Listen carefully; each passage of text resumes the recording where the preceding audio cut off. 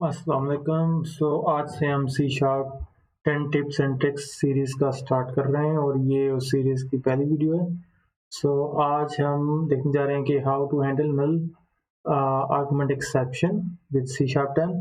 पहले हम देखेंगे कि C# 10 से पहले हम कैसे नल आर्गुमेंट एक्सेप्शन हैंडल करते थे और अब C# 10 में किस तरह से हैंडल कर रहे हैं और क्या बेनिफिट है इसका।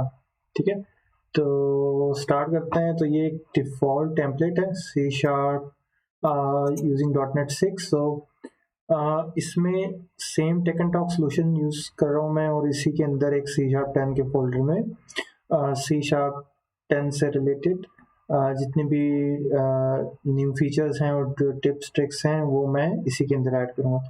You can find it in on my GitHub repo.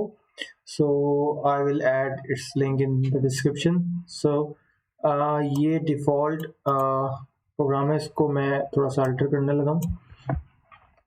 So for that one,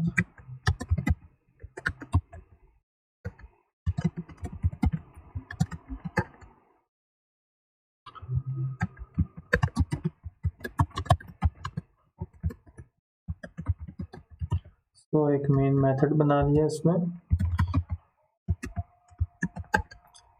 और इसके बाद हम करते हैं जी।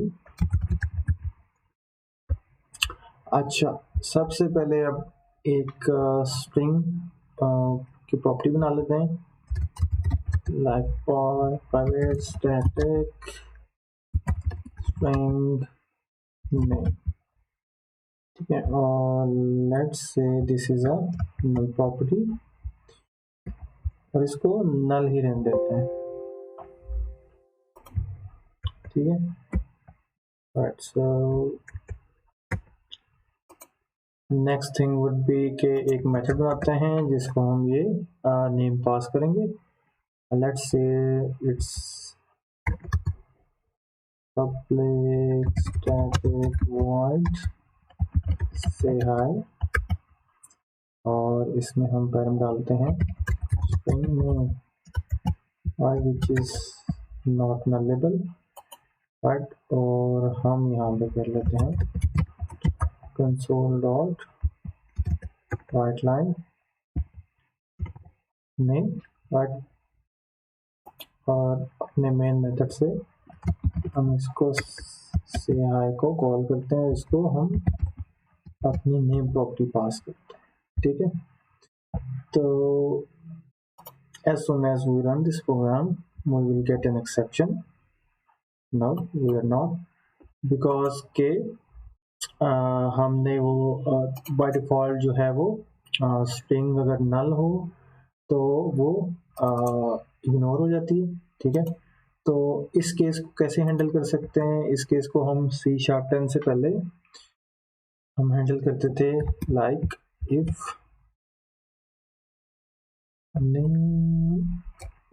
ways कि हम string dot is null और empty का चेक लगाएं और यहाँ पे करें तो new null argument null exception like this, right। और अदरवाइज ये नॉर्मली इसकी एग्जीक्यूशन होगी। अब अगर हम इसको रन करते हैं we will get an exception on the console। you can see that we get one। so param name cannot be null, right। so this was the way which was before C# 10। इस video के बाद ये code मैं repo में push भी कर दूंगा। so for learning point of view you can use it, right। and let me just comment that code out। so up in C# how we are handling it, then right। so we have argument null exception dot throw if null, right। so तो ये हमारी जो check और जो throw की logic है वो replace होगी सिंगल वन लाइनर में, ठीक है।